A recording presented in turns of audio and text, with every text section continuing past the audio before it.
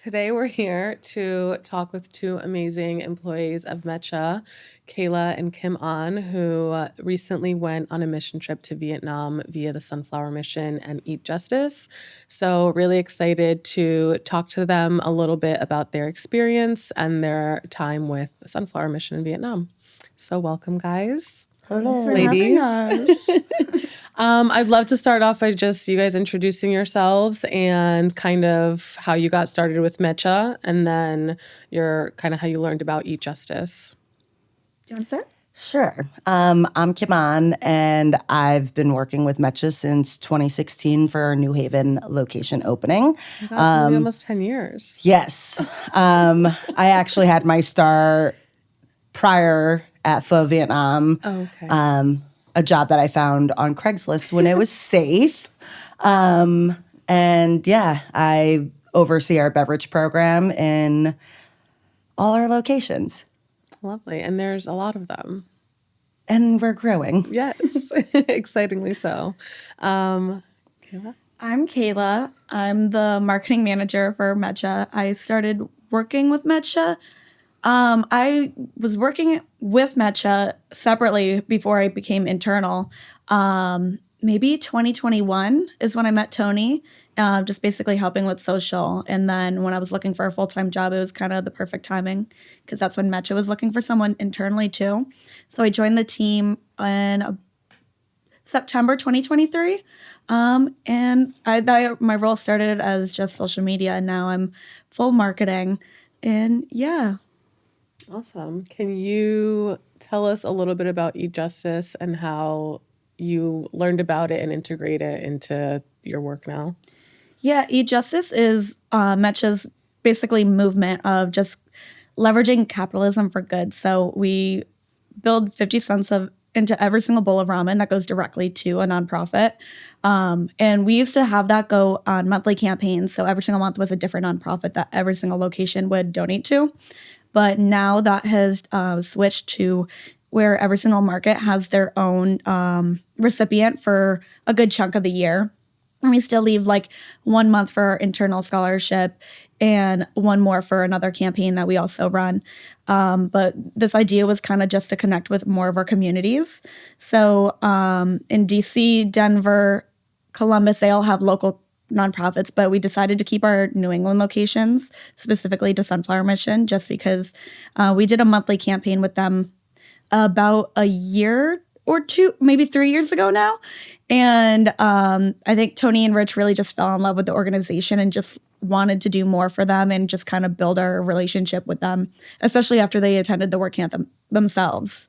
It just seemed like the perfect partnership for Mecha. Awesome. So Sunflower Mission, which is what we'll spend most of the time talking about today, is an incredible organization, and they have 4 pillars, which is scholarships. They offer 3 scholarships a year, service, school building, and Work camp. Which is what you guys got to attend this summer, Yeah. and what the founders of Mecha and Eat Justice, Richard and Tony, attended last year. They also put on a gala every year in September, which I was lucky enough to attend last year as well with Kim-Anh and Kayla. I know you were there in 23, which is a beautiful experience and a night out. Last year was I was really blown away by it, actually. No, it's incredible. And it's all students who put it together, which Yeah, is everyone like that's incredible. part of their Seeds program. And Yeah. it's mind-baffling to see that such a big production put on by like 20-year-olds. Yeah, I think that's what blew me away the most, because I also work a lot in live event production and things like that. So to walk into that and see that these students did this, I was just like, holy crap, like I know what this takes. And the fact that they did it, what seemed to be so effortlessly, and went off to the public eye without a hitch, was really, really, really incredible. So shout out to them.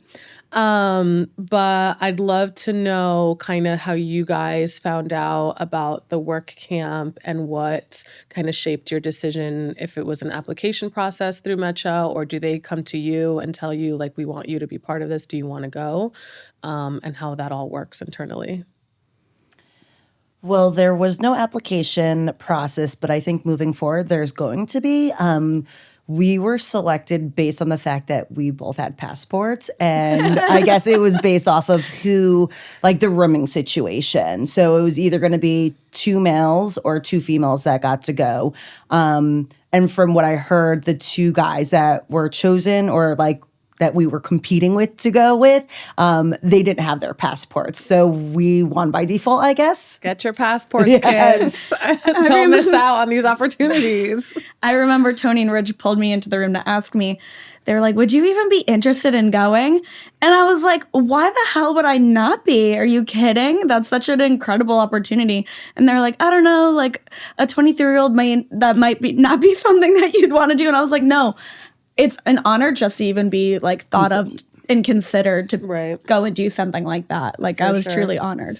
And then had you ever been to Vietnam or Asia? No. I've been to Vietnam almost 10 years prior to this last trip, which was like straight up tourism. It wasn't giving back. Like this was a very full circle trip for me of like my parents basically being refugees from Vietnam and like being able to go back to help the Vietnamese community was it was an experience. Yeah, but, for sure. Yeah. For sure.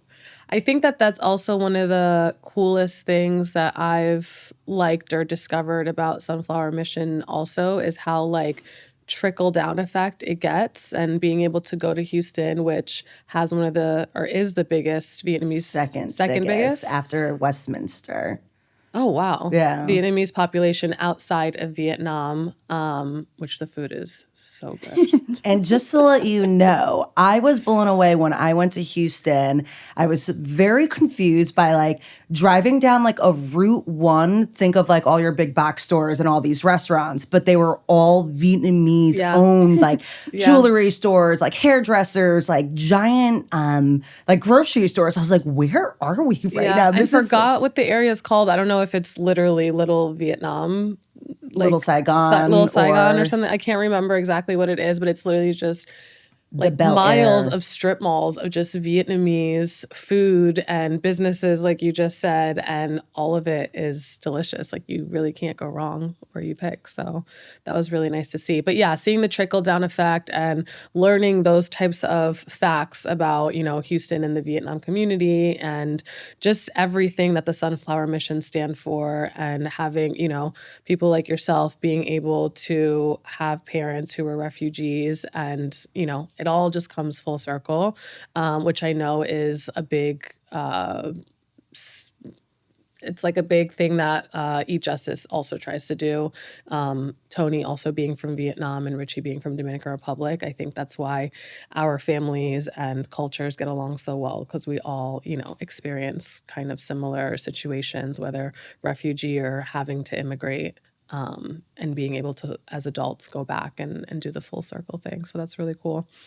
Okay, let's talk about you guys going to work camp. I'm really excited to hear about your experience. If you want to start from the beginning and just how you felt. Well, how did you feel never being to like Asia, or is that the longest you've ever traveled? That's the longest I've ever been away from home. Okay. So it was I wasn't nervous, but I was just like, I don't know what to expect because I've never been away from home for that long, let alone being in another country, let alone Asia, where I don't know any bit of the language or anything. I was really glad to have Kim on with me because she's kind of like, she's kind of like a savvy. Oh, no. Yes. Very resourceful and is like also like a mom. Like I felt like she was always like, drink your water. Are you wearing sunscreen? So it was like it's hot over there because you guys went in June. Yeah, in June, and it was pretty hot. Nothing can prepare you for that heat. So for me, I've been away from home longer than 2 weeks, but to share a room with someone that's almost 15 years younger than me, that I'm not used to that. I'm used to sharing my space with like my husband. Right. And I'm annoying. And she is a very annoying. She'd be like, I have a headache. And I'm like, dude, did you drink your electrolytes? She's like, I did. I'm drinking water right now. And I'm like, sorry, I don't know what that voice is. I'm so sorry. She would say like she was drinking water, and then I would look at her water bottle. I was like, It's still full. it's still full. Like when I say drink your water, I mean like drink it. down. Like she's like using it as an ice pack. She's like, my head still hurts. And I'm like, okay. You gotta ingest the water. I was like, there's nothing left I could do for you. oh my But gosh. starting the trip, we were lucky because we decided that we were going to go 2 days like earlier to kind of like acclimate with like our surroundings and like get comfortable before like we meet up with 60 other people that we've never met before. It was a group of 60. It was a group of 60. Okay. So we were lucky. We decided that we were going to fly out. I think it was like 3 days prior because it's a full day of travel, which is like a whirlwind. Crazy. So Kayla and I meet at a park and ride. We get dropped off and we have a car service bring us to JFK. And, you know, it's like, do you have our passports? Do we have our visas? Do we have everything we need? So we get there and we're going through security. Not even security yet. It was when Like we got checking to, your we're bags? checking our bags and checking in. Okay.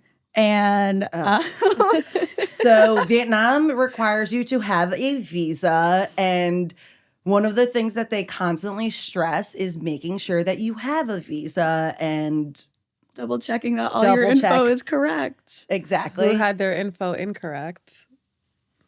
Well, I will just say it was not me. Okay. And when we got to the counter, there was this lady that was very dry humor, in my opinion, but definitely freaked Kayla out. I couldn't tell if she was being serious or messing with me. Oh, she was that. definitely messing with her. She was just like, so your visa isn't correct.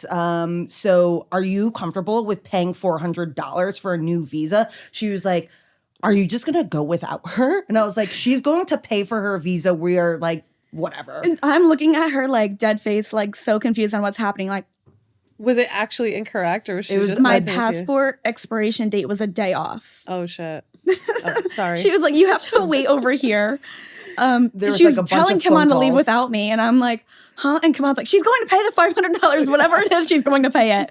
We're going. Well, I was like, I'm not going by myself. we got this covered. We had to wait And for approval from. They had to get approval from Vietnam that it would be okay, and they were like, after like 20 minutes of waiting, they were like, "Okay." They said, "Just have cash on you when you get there," and I'm like, "I have like $50 in cash on me right now." Oh my And- gosh. So we didn't print out our visas either. We didn't know you had to print them out. We So had to airdrop them to someone. we had to airdrop them to like a ticket agent woman. She was like, "All right, make sure you see me before you board the plane. I will have your visas." And I'm like, "Oh wow, this is so great! Like, how are we not prepared for this?" So we get our visas. I like meet up with the lady, and she's like, "Oh, I forgot." She's like, "I'll be right back." And I'm like, "This plane is about to like close their Was she being doors." serious? Oh yeah, she forgot to print the visas, so she had to go print them and come back. We got our visas. We get to Taipei. The whole time on the flight, I'm like shitting my pants. Sorry, I'm freaking She's a girl with out. tummy issues. I'm freaking out. Out of nerves? Yeah, I'm or- thinking like that they're not going to let me anxiety? into this country. Got I'm like, it. I messed up my visa. They're going to send me back home. Like, we didn't even get there yet. And how could I miss something like that? I was just so annoyed with myself. So, like, 24 hours, I'm freaking out. Mhm. How long was the flight from? I'm assuming you guys left from JFK. JFK to Taipei, I Taipei. think was like 17 hours. Direct. Yes. Wow. Yeah. I don't think I've done a flight that long. I think my longest is like 13. It was a long flight.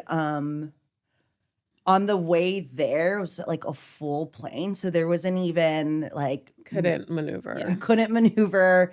But the fun thing is they feed you these little bento boxes like every 3 good. hours. Like they really Yeah, we were being fed very frequently. And the flight food is actually. it was actually good. I think that was the best It was flight food I've subpar. had. okay. like But I'm saying, like, out of all the plain food I've had, relative to Yeah. flying. yeah. it was good. And it was always like, we're falling asleep, and then you hear someone like, "Oh, would you like pork or chicken?" It was like you would wake up, and it was like, "Oh, I'll take the Asian one, like whatever the Asian meal is." That's a pro tip. Always pick the Asian meal. Yeah. Okay. All right. So you guys get to Taipei. We get to Taipei. We have I think it was like a 2-hour layover, if that, which was like nice to like be able to stretch out and like drink water and or not drink water. It was like, what is this weird thing I don't know? Google Translate. Oh, this is just iced tea. Okay. So we did that. We got back on the plane. And now we're in Vietnam. So I think from Taipei to Vietnam was like either 2 or 3 hours. okay. It felt or way so. shorter. I'm sure. It felt like it took no time at all. Yeah. So it took no time. So we get there. Now we're going through customs. And I speak very bad Vietnamese. I was going to ask, do you read, write, I speak, or I where definitely you at? could speak Vietnamese, but it's not well. Right. I could read Vietnamese, but it's not well. Mm-hmm. So I grabbed her visa because they were like, oh, like she has to get a new visa when we're there. So I like went to like some like man like that worked for the airport, and I was like, and saying in Vietnamese, like, hey, my friend's visa is incorrect. We were told that she had to get a new visa. And he's just looking at like Kayla's passport and looking at me. I was like, no, this is not me. Like this, like the photo is clearly like of a blonde girl. Like Yeah. not Did me. you use Google Translate? I tried to, but it was like the translation wasn't coming through. So I was just like, whatever, they don't care. And I was just like, just try, see what happens. And she gets through customs before me. They're like, They didn't even look at my they visa. didn't even look at her visa. Wow. So now So I'm like, who's trying to scam me? someone was, but I think it was more like, how could I freak her out? Yeah. Which was Lesson learned. not gonna lie, that lady was hilarious at JFK's China airline check-in I love counter. So we get to Vietnam. And we go to get our bags. We went to go get our bags, and we're waiting. I'm like, everyone from our flight is gone my now. gosh. Like, so I'm like, oh, I forgot I put like an air tag in my bag. Our bags are in JFK still. So there was like, I think 14 people from that originally left from JFK On that same on flight. the same flight, and their luggage didn't come. And I was like, you got to be kidding me. But like, I travel enough that I know like my carry-on, I Right. had like basic toiletries and a change of clothes. And Kayla, what did you have in your bag? I had a blanket. So I sacrificed my clothes for a blanket so I could be cozy on the Kayla. plane. Okay. Well, they I'm give sure you you learned a blankets. lesson on this one. To pack a carry-on with, some basic she did also things. have contacts with her. So I'll give Okay. her. I made sure to have like very basic necessities, but clothes I didn't even think of. Okay. So how long did it take you guys to get your actual bags? Not even 24 hours, which was Oh. great. Amazing. They Were like they- put it on that next flight, that the same flight pattern that was happening the got next it. day. So they gave us like, I think it was like 1.3 million dongs, which translates to like $55, which basically means like we have so much money. Like Kayla got like 6 outfits or something with that money. So at the airport, they at the gave you airport, that money yes, so that you just could so we go could buy buy things. Okay. small I thought that was things. like the reimbursement for forgetting your luggage. I was like, No, it was, but the good thing is that they did bring the luggage to us. Yeah, I did but not expect them to do not that. even But 24 I've never had hours. my luggage lost before like that. Yeah. But they like had it at the hotel waiting for us when we got Amazing. back. And they from the zip day. tied like Kayla's stuff because she didn't have a lock on her stuff either. So we're leaving the airport. Now I'm using my bad Vietnamese to like kind of hustle taxi rides because everywhere's like, oh, it's between like $15 and $20, which is very inexpensive. But like, I'm in Asia. I'm going Yeah. to like haggle because it's like in That's my the blood. thing, yeah. And I got warned before, do not let Kim-Anh haggle. She's going to instantly once you get there. And that was the first thing she started doing. I'm like, it's like a $15 taxi. Like, Yeah. Were you like kind of in charge of this for everybody that came on the trip that was also on your flight, or you just Oh, no, It was just us. you It and was just Kayla? us. Okay. So I get this taxi ride. It's $10. We're like rolling. We get into this like car. It's like a mini SUV. And he drives like 4 minutes from the airport and just pulls over on the side of the road. Because I think after he realized that it was further away than he expected, He was like, no. I was like, what is going on? And he was like, someone's coming. I was like, what do you mean someone's coming? I was like, is this taken? I was like, we just got here. Like, what is going on? I was like, oh, we're getting kidnapped. And that's basically That's exciting. That didn't happen. So we literally wait and like Kim-Anh goes, turn on your maps right now. like 3 minutes later, a car comes and he takes us the rest of the way. We get there safely. Okay, amazing. So you guys, are they providing housing? Like, what's the situation once you arrive to the Sunflower Mission?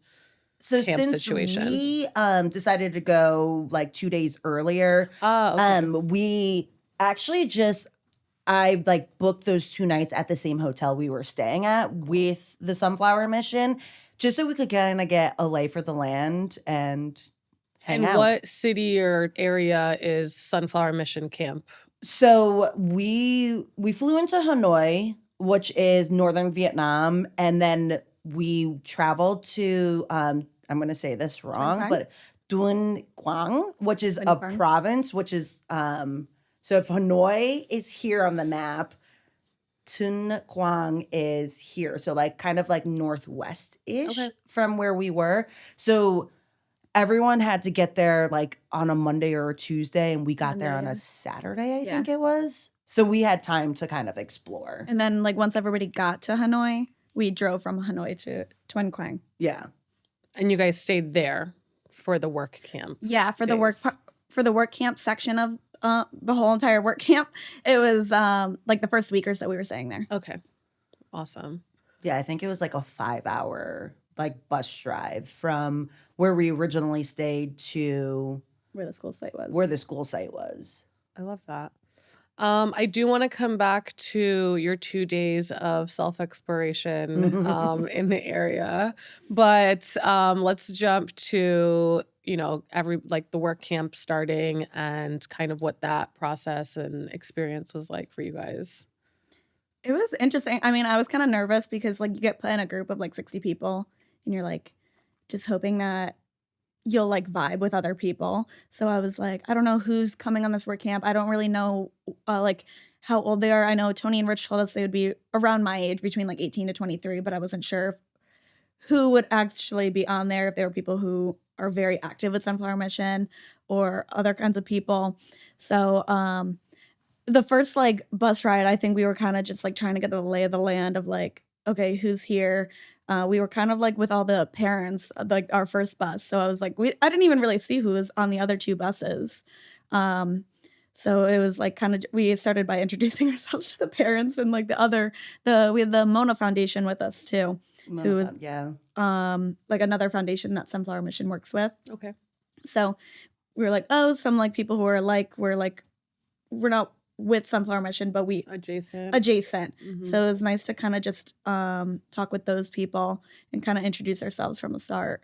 And by parents, what do you like? So a lot of people on the work camp, I didn't realize they travel with their family. So like a whole family will sign up for the work That's camp. amazing. Yeah, which is really cool. Like, Or like groups of like, aunts and Yeah. cousins. And I think one of the families was 3 sisters because their mother was getting honored from the school site, or the school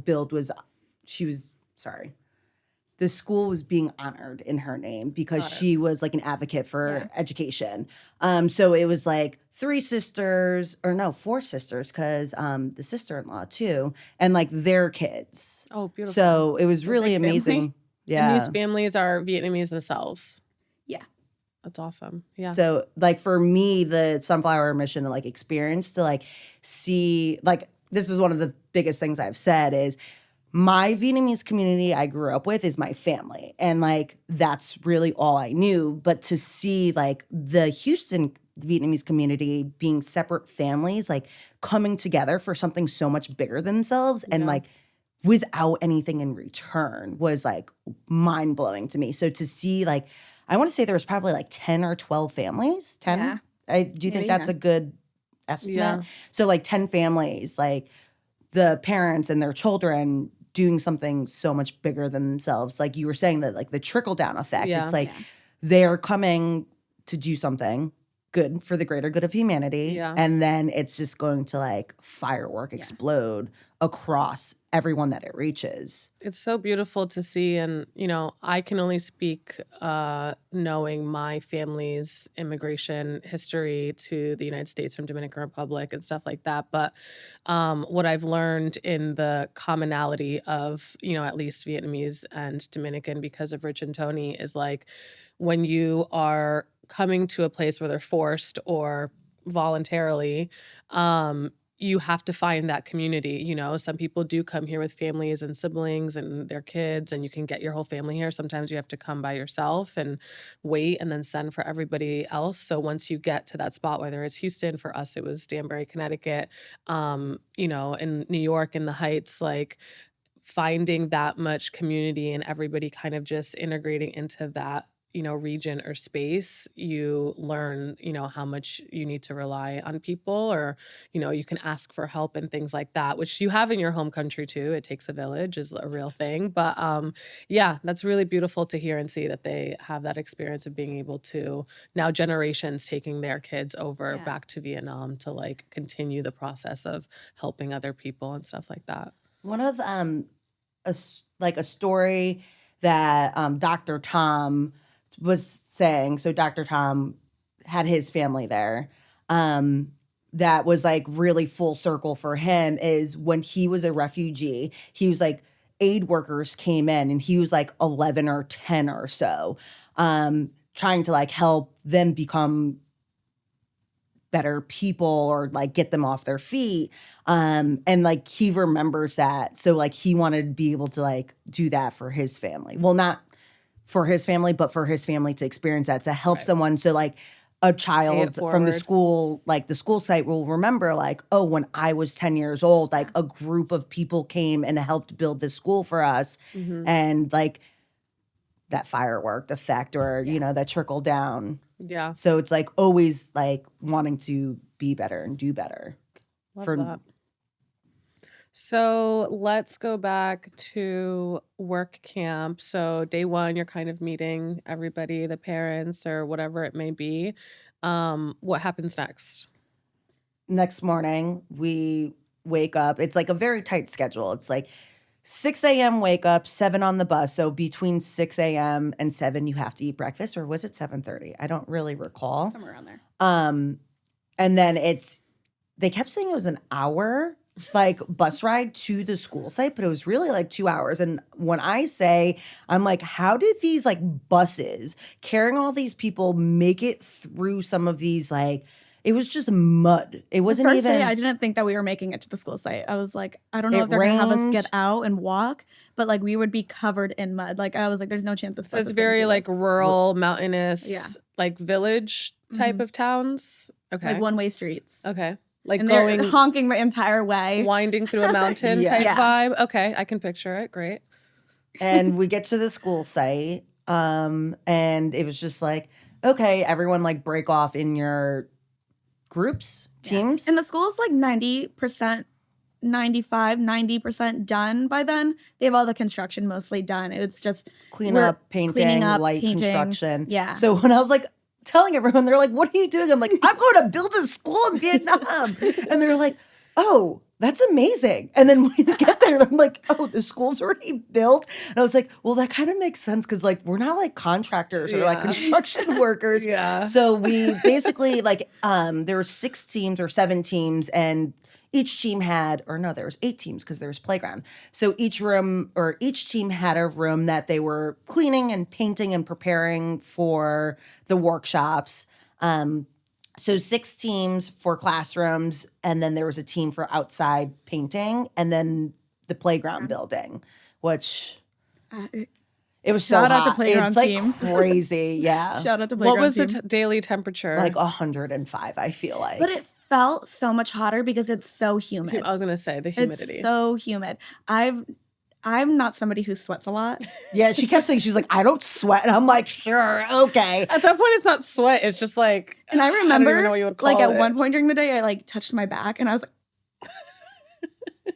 That is disgusting. It's just, you just perspire from everywhere. Like, I think I I just got so used to just feeling disgusting all the time. Like, Yeah. like when we would get back to at the end of the day, I would be like just standing there, like I'm like I we would can't be touch like, any. I was like, Waiting I'm to showering shower. first. Like we would take turns to shower first, and like you would just find us just like standing in the like, Can't touch anything. yeah, like we're just standing in the middle of the hotel room, just like waiting for the next person to be able to shower. Yeah, But it was just very hot, and it was like, oh, bring those neck fans, bring these fans, like bring all these things Did to you keep guys cool. bring the fans? So I brought the fans. They are like so bogus because it's just Yeah. blowing hot heat in your face and it does nothing to cool you down. we had like every classroom had like 1 or 2 fans in it that would like plug in and that were nice. I always like tried to like be near one when I was painting. I was like, I need Painting someone from across the room. blowing in my direction while I'm painting, or else I'm like, I'm dying. I was Yeah, like, there was playground team. I don't know how they did it. Like I Rich was on playground team the year before, and I was like, I don't know how you did that with no fan or anything out there. Kayla never stepped foot on the playground to help at all. I did a couple times and it was hot. Like even with like, you know, bandanas to keep your neck covered and hats and everything. It was just like, even when you were out there for 5 minutes, the sun just fully consumes you. Yeah. And I'm like, how is anyone concentrating on anything right now? Because like my Yeah. brain is fully like, my brain is boiled. And anytime I sweat, all I could do is like hyper fixate on the fact that I'm sweating. And I'm like, everyone knows I'm sweating. But then while I was there, I was like, wait, everyone else is sweating. So this is fine. Like, Yeah. it's cool. Just like continue, just do it. Yeah. So how long did you guys spend at that school doing your cleanup, painting, maintenance, whatever the wanna case say 5 may or be? 6 days. Yeah, I think it was about 5 days of doing like, I don't want to say manual labor because it was just painting, but in that heat, it's like it manual feels labor. worse. Yeah. And then we were preparing for Voluntary manual labor. Yes, that is true. And then we were preparing the school for the workshops and like the handing over ceremony. So every I think single it was day- 5. Yeah, it was like 5 or 6 days. So like every single day we'd get to the school site. We'd be painting for a couple hours. We'd have lunch for like The an lunches hour. were dope. Oh my god, the the lunches lunch- were so Yeah, tell me about good. the food. I mean, we're here from Mecha, so I know food is important to all So of my us. favorite is bunzeo, which is a Vietnamese crepe that has like mung bean and bean sprouts. You could have pork and shrimp in it, and generally you eat it with lettuce. Panseo Day was my favorite. Yeah, day. bunzeo day. But to see them like produce all this food for 60 people was amazing. They said they were up since like 6 a.m. like preparing for They lunch. were like, they would every go to the time. market and like bring all the ingredients to the school site. And you guys to- would only have lunch on site of the work camp. Yes. Okay. But there was like a lot of like noodle dishes, and there was rice, and Sugarcane juice. oh yes, the sugarcane juice, natural electrolyte, We should put that on the menu. fresh. Ooh, Yeah, we need one of those machines. not a bad idea. One of those machines to crush the sugarcane to get the juice. But every day it was like we had the great thing. Like it's like, oh, you did a great day, like great job at work camp. There was an ice cream chest that was always filled with ice cream, and it was just like, how is there always ice cream in this? So it was like coconut milk ice cream. So it was just like Oh, a coconut lovely. pop, but they had a bunch of different ones. But you know, once you like have the best one, there's no point of trying other ones. But every single day, it was like when we were waiting for the buses, it's like, hey, do you want an ice cream? Should we take an ice cream break? Yeah, I mean, if it's full of ice cream, it's there for the taking. Oh, sorry. So towards the end of the week, it was like cultural exchanges, which was like really beautiful to see because from what I was told, this was the first year Sunflower Mission built a school in the north because generally they're predominantly in South Vietnam.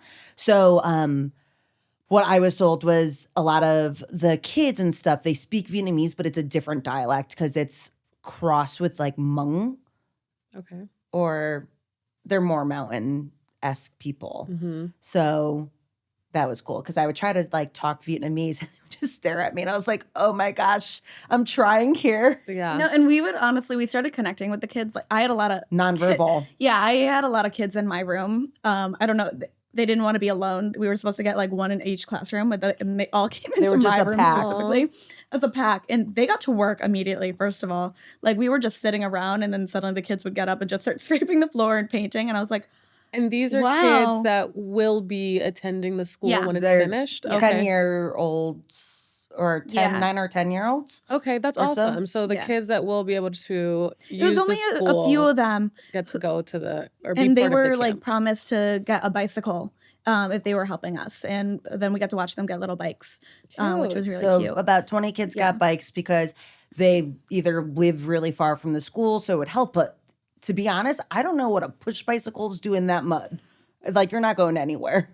I mean, is it always that muddy or was it the season? During monsoon season. I think, Yeah. Maybe it's not always muddy, but during the time, I was like, how are they getting these bikes home? Like, these roads are crazy. But we had all the kids in our room and we started dancing with them. And we found out that a few of them like were on TikTok and like knew a couple like TikTok sounds. We would play them with them and we would just teach them how to do like different dances. Yeah. And you could just see their like faces light up and it was like so cute to just like we were going around in a circle. I think there's a video of it where we're all dancing and it was so fun. Doing the TikTok dance. I love that. There was one family, so it was the 4 sisters. Her son, Martin, always had every day he would bring either candy or friendship bracelets or balloons or just fun things for the kids, like toys, Pokemon cards. And like they would go nuts over them. And it's like those finger balloons that have like an elastic band. Yeah. And that was just really fun to see. They like loved that. just them hitting a balloon, as silly as that is, but like they had so much joy from it. I love that. So you guys, all right, so you do the 5 or 6 days of, the school work. And then I've heard through Rich and Tony that there's some sort of presentation. Is that the last day? Can you tell me about that? The ceremony. So there's like the school handover ceremony, and it's like everyone in town, the who's who. There's like political figures. There's Board of Education. Board of Education. There's police. There's the entire town. The entire town's there. And I didn't know. I was told 5 minutes like before it all started that I was going to be sitting at the table with like the Sunflower Mission founder, and who's an amazing human being. Like I met her in Houston last year. It was her husband. Okay. But their whole, little empire, nonprofit organization, home, family, community I just have to say that they were incredible human beings. When she talks, it's just like everyone stops and listens. She's like, it's incredible because I've been on meetings with her, but I've never personally like talked to her. And just hearing the way people speak of her is just like, it's so inspiring to even hear people talk about her. Like I want to be able to give off an energy where it inspires other people to do good things. It's like incredible. Yeah. And she's a force for sure. Yeah. And she's like another type of person that's wanting to do good for everyone, not for herself or, and just to hear a lot of people on work camp. And it was just like getting to know people. It's like, how did you hear about work camp? And they're like, well, when I was little, Paris, I think it's Paris by Night because that's like a Vietnamese like karaoke pop show like that I remember growing up and like my parents watching, and I was like, I have not heard Paris by Night in like 20 plus years. This sounds fun. And she spoke on Paris by Night, and that's why like some of like the Cindy, I think that's one of the reasons why she like found out about Sunflower Mission. I was like, this is amazing. That's like 20 plus years ago. Yeah. Mm-hmm. Yeah, that's insane. So getting back to the handover ceremony, I was told that I'd be sitting with these people at a table. And here I am in a like kind of stained Sunflower Mission shirt and like gym shorts because I would have worn pants or like looked a little more presentable. So I'm sure they understand. But I was told, able. and then I look over and I'm like, what's Kim-Anh doing? And she's like I'm like so confused. They're like, oh, where's Kim-Anh? So they're doing their whole ceremony and speech, and it was like, Kim-Anh Nguyen of Eat Justice from Connecticut. And I was like, and Kayla sends me a text. Well, she doesn't even send me a text. We make eye contact, and she just like said like smile, and I was just standing there, just so happy. yeah, I was so confused, and they called us up like our whole table, and we like got to be a part of the ribbon cutting ceremony, which was really amazing. And then all the kids got their gift bags. Did you guys do like the dances and stuff too? I saw some videos of like Tony and Richie like performing on stage. We didn't do Wait, the tug of cultural war? exchange before that, like for a couple days we did a cultural exchange, and they would do these like beautiful cultural dances. Okay. And they would have these like beautiful outfits that they would do them in. And then they were like, we have to do something back. And we were like, what are we gonna do back? Like we haven't like Cotton Eye Joe. exactly. Wait, you did not. No. Joking. What did we do? Was it the electric slide? I think it was electric Okay, slide. okay. I'll take the electric slide. And I was like, what are we gonna do? The Macarena? So we did the dance that way, and I'm sure they were all like, what is this? Because they did these beautiful dances. Yeah. It was like very delicate, like hand dances with like umbrellas, and here we are, like 2 steps now, jump, like America. yeah. America for you. But then we had a tug of war, which was really fun. Cute. The girls won. Period. As we usually do. Yeah, it was just like we were able to do workshops as well with each of the grades before they got their backpack, which had like clothes and just like basic necessities. Like It's interesting when we were making the backpacks too, like it kind of made me really upset because there was a lot more boys' clothes than girls' clothes. And they were like, it's a thing where like it doesn't even really matter because they're just excited to be getting clothes. And I was like, as a former wonder young why. girl, like I would love to like they were just expecting clothes, even happy to be receiving anything. And I was like, oh, I would have loved to see more like girl clothes for them. But obviously these were all like donated. They don't have a choice in like what they're getting. Yeah. So- Interesting. But it's like in like this backpack that had just like every school year you get Yeah. new pencils and color pencils and crayons and all these things, and like in their backpack it was like scissors and a ruler and erasers, and it was just like very basic things, but they Yeah. were so excited to receive a backpack with things. Yeah, they wouldn't normally get. You just mentioned that you would do workshops with the kids. What does that consist of? So my workshop, we did reading with first graders, I think it was. English reading. English reading. Okay. So there was 2 books read, and like one was about colors. So it was, the translation was like Vietnamese colors to English colors. We made name bracelets, like little slap bracelets, and like a lot of the kids were like, wow, this is really cool. But then they were like, wow, this is basically a weapon. And they were going nuts over like just slapping kids with it because they were like, we've never seen anything like Might this. not have that next year. And then just making like friendship bracelets as well. So it's just like motor skills, like micromotor skills. And yeah, what was your class? I was in 4th and 5th, and we were teaching them English. So it was just basic words like different colors, different cities, different foods. Ours got cut a little short just because there was a miscommunication on the timing of when the parents were picking them up. So it got cut a little short.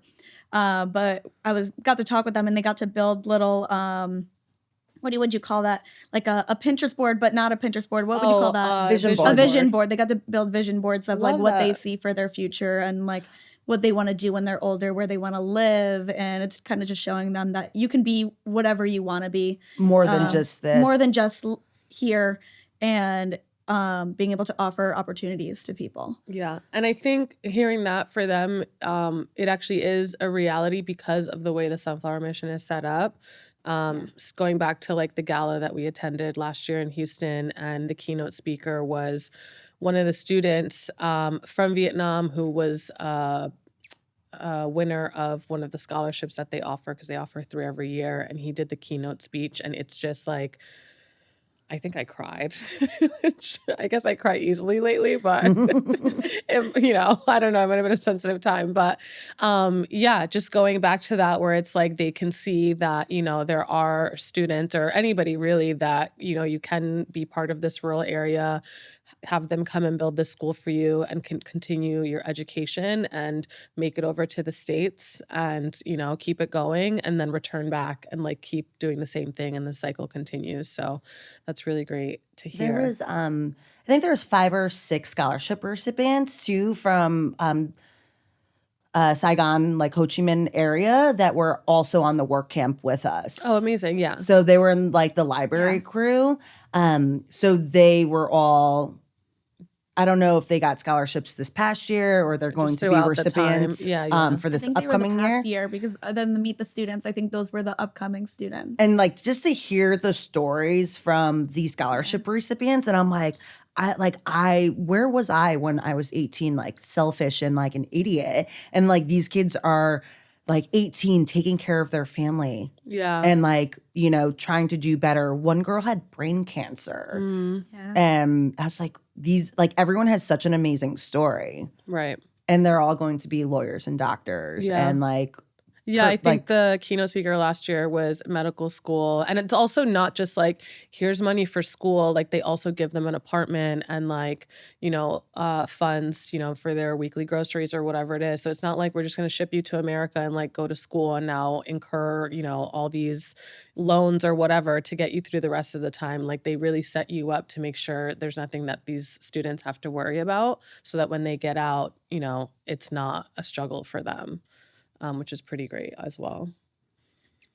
So, okay. So you guys finished, you did the handover and then, you guys got there early, but did you end up staying a couple of days after as well? Or what happens once work camp is complete? So after work camp, it turns into like the vacation aspect of it. So we ended up going to Ninh Binh, which is like a very like touristy area. It's beautiful, and it was like lotus flower bloom, which was amazing to see like all these fields of like lily pads and lotus flowers.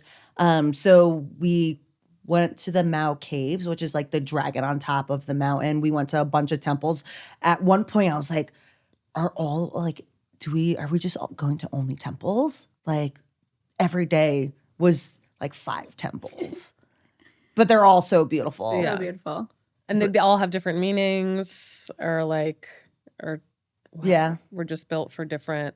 What do they stand for, the temples? So there was like a Buddhist temple. Okay. I think a majority of them were Buddhist temples, but like it was like the biggest temple in the north and the highest point. The highest points. And this like vacation part is part of the Sunflower Mission trip in itself, not a personal thing you guys did. Yeah, this is amazing. Like everyone. So it's like everyone works really hard together for, 6 to 7 days. And then you have like another 6 to 7 days of like doing fun things together. So there was like boat rides. One day we went to I can't remember the name of the place. Oh, where we rode the ox, the water buffalo. So we got there. We had to walk a bit to get there because the bus couldn't go down the road. And I don't know what the name of it was, but it was like this little like it was like a day in the life of like a Vietnamese farmer, basically. Okay. And it was like a really great experience. At first I was like, oh man, is this like something we want to do? Nervous at first. So like they give us like Vietnamese like farmer like outfits to put on, and we with the hat. I've seen we wore it's kind of a fly fit. The rice paddy hat. Honestly, I'm not joking.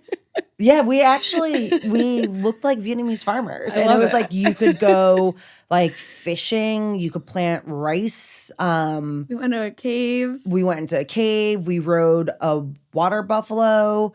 There was ducks. You can just get on those things? Oh, and then we did a cooking class after. Oh, yeah, the cooking class was really fun. And we ate what we made, which was great. What did you guys learn how to make? We made egg rolls, so jai zaw. There was bun kun, but like we were so full when she was like the bun kun's the rice rolls, which are like my favorite and also Richie's favorite. rice rolls. There was like, I forgot what the leaf was, but there was I know. like, I'm trying to. I can't remember the name of that.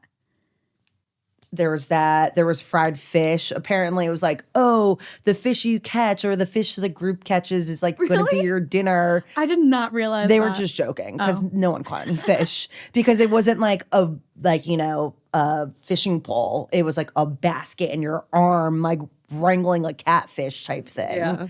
But getting on the water buffalo, I remember Martin, which was like one of the younger kids. I think he was 10.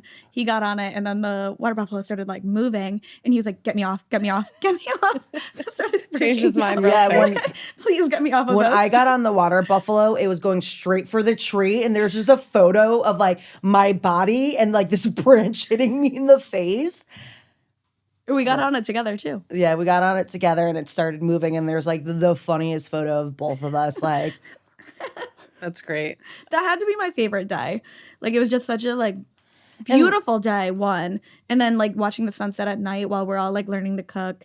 It was just, and then walking back in the complete In complete darkness. I love it. Did you guys in these vacation days get to do like the Vietnamese street food and like When we got back to Hanoi, so after we do the vacation like touristy things, we go back to Hanoi for like almost like a full day or so, and then there's like a closing gala. So we were able to do a lot of the Vietnamese. Like we went to the Haffelting, which is a best 50 of Asia bars, which was amazing. We ate the Pho 10, Oh, Pho 10. which is a Michelin rated pho place. Is it Michelin Guide or Michelin I starred? think it's Michelin Guide. And then we also had the Bun Kun that was Michelin Guide too. The first one, the day we got there. So when we got there, we did that. So we were trying the also- banh mi mama. Bun Mi Mama, so good. It was like $1 for like the best banh mi I've ever I'm had. getting so hungry. I'm definitely going to Mecha after this. When we were in Tuan Quang, Annie got something. I can't remember the name of it, but that was so good. And it was like Oh, $1. it was like and a it pork fed, like, 5 sausage of us. with like a rice roll. Yeah. Vietnam's so ahead on their rice papers. So they give you these rice papers and you don't even have to soak them. You just Oh. wrap your food in it. And I was like, and they get soft. what kind of magic is this? Yeah. And it's amazing. And then they also have like these bun kun, like you know how bun kun, if it were just to be a square, it's just like a sheet of bun kun that you wrap food in as well. Interesting. So we were able to eat street food. We did eat McDonald's How is because the McDonald's out there? I hear you like have to try it in like every country. 'cause every it's- country you have to try. They either it. have different things or it's just obviously Their tastes fried different. chicken We got was made fun like- of because like I sent Tony and Rich a video. I did like a little haul of what we got at McDonald's, and it was like day 2. Oh, I already know. Yeah. She was They were upset. like, "Are you serious? Day 2 already?"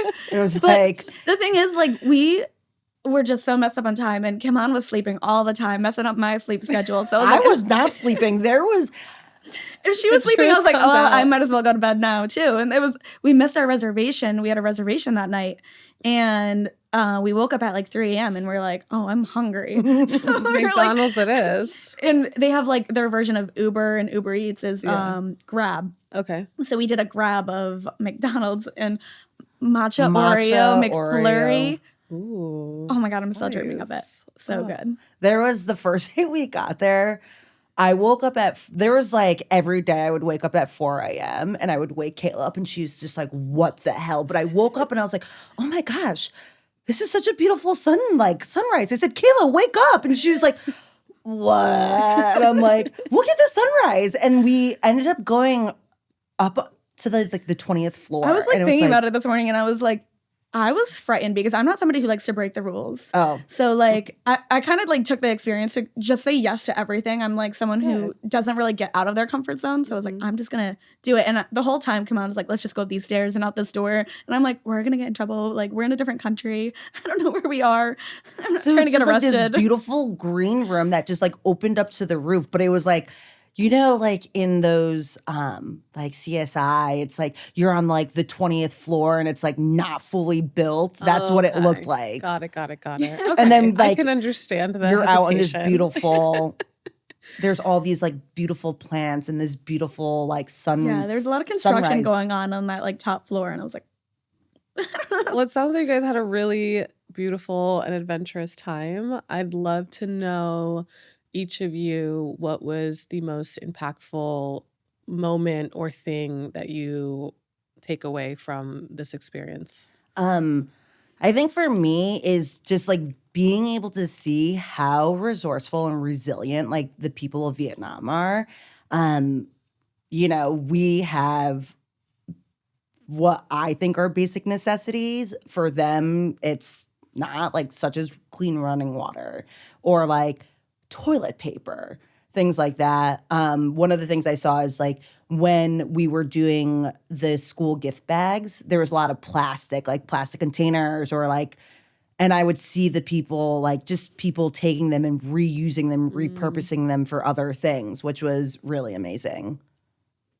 yeah, I mean, I had a completely different experience than Kim-Anh just because, like, I'm not, obviously, not Vietnamese.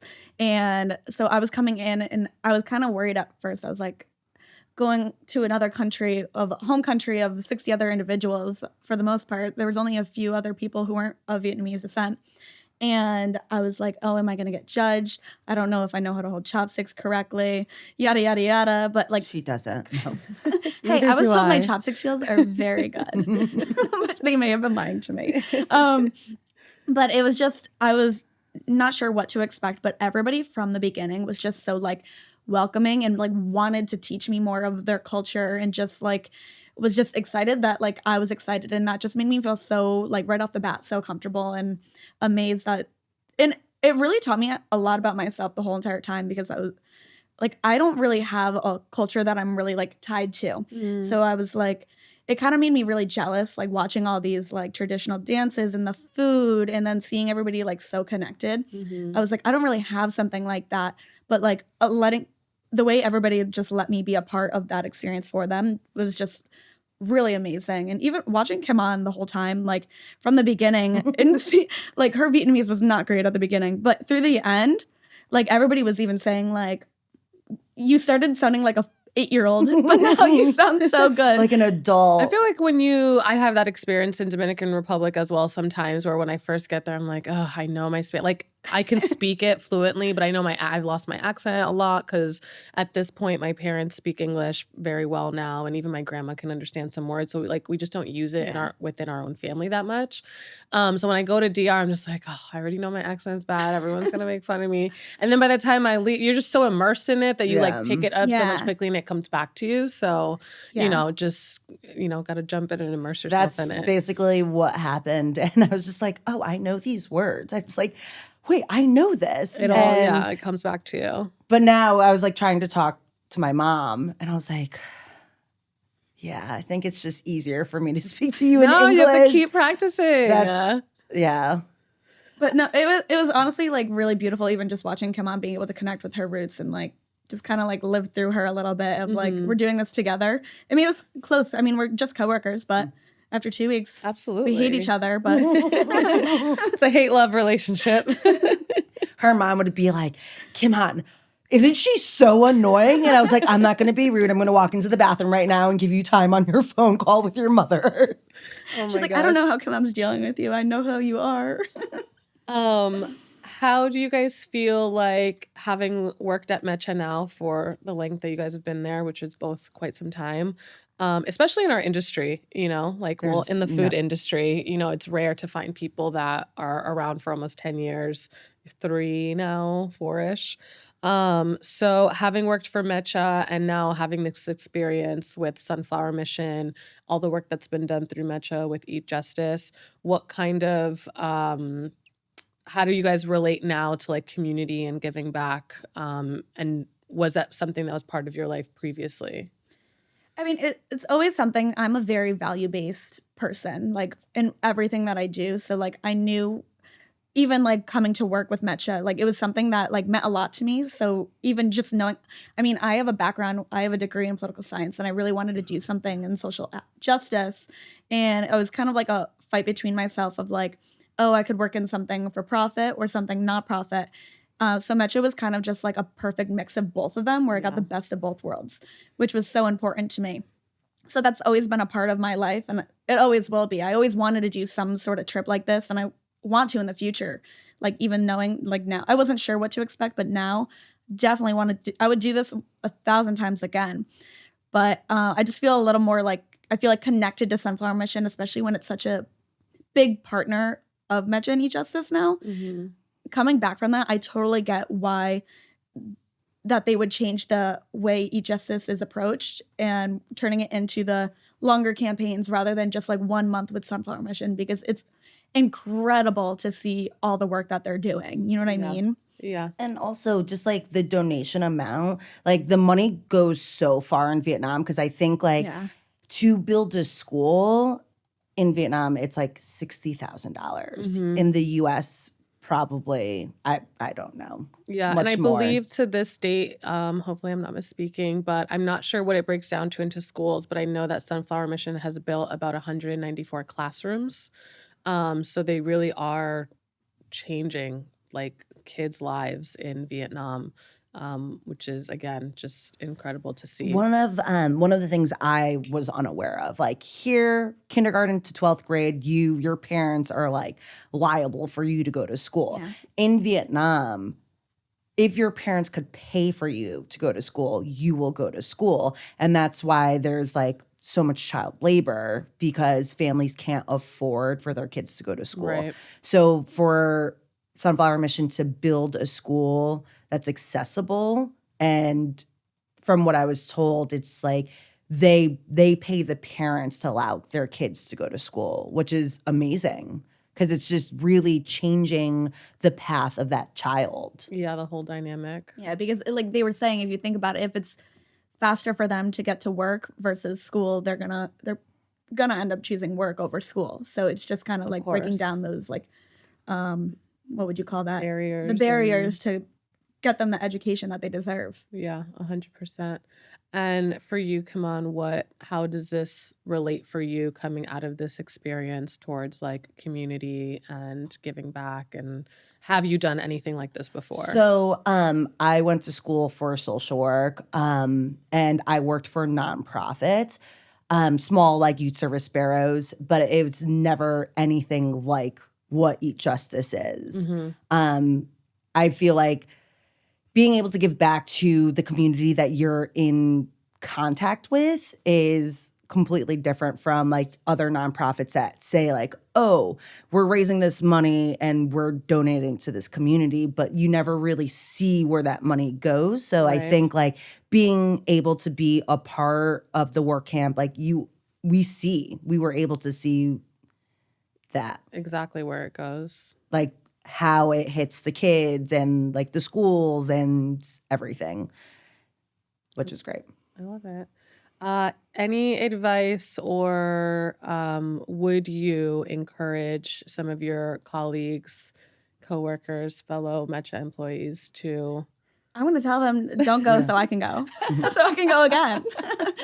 So one of the great things is that Rich and Tony want to have this be an annual thing where to employees of Mecha, and it's not just like salaried managers so I've been really letting everyone know about my experience in Vietnam and how great it was, and just full circle it was to like be an advocate for this work camp. And I'm like, do your LMS, like learn about Eat Justice, learn about Sunflower Mission, like know what the connection is. And it's really like crazy that they even want to do this. Like it's so baffling to me that they're like so invested in their employees to like, because this isn't something it's obviously going to help growth in our careers. And we did a lot of like research and development, trying different cocktails, or even learning about Vietnamese culture myself.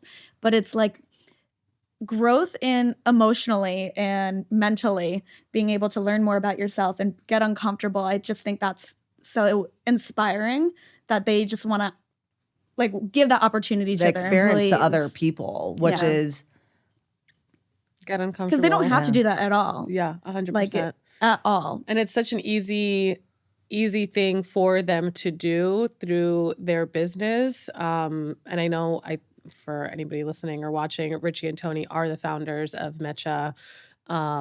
Pho Vietnam in Danbury and a couple other restaurants through Ritchie's side. But it's literally, you can just go in there, you order your bowl of soup, whether it's ramen or pho, and 50 cents of that. Or It's tacos not, too. or tacos at Mariposa in Danbury. You go in there and you just eat normally, and they will take out 50 cents from what you're, it's not an extra charge. It's nothing like that. And that will go not just to Sunflower Mission, which there is a huge dollar commitment to them, of course, throughout the year, but they also provide scholarships to their own employees and also local organizations that they donate to as well. So it really spreads far and wide. You're doing good while just, filling your belly with incredible food at any of these places. So shout out to them for figuring it out. And the movement aspect. Cool. Well, thank you guys so much. If there's anything else you want to share or say before we wrap it up from your experience or your love of your job. I love my job so much. I will say for anybody who ever attends this work camp in the future, bring loads of bug spray. Loads of bug spray. Bug spray and sunblock and electrolyte packets. And liquid IV. Yes. All of it. Well, thank you guys so much. This Thank was really you. great. I actually learned so much, and I'm pretty embedded in both of these things. And yet there's a lot that, I got to learn in this conversation. So thank you. Thanks. Thank you.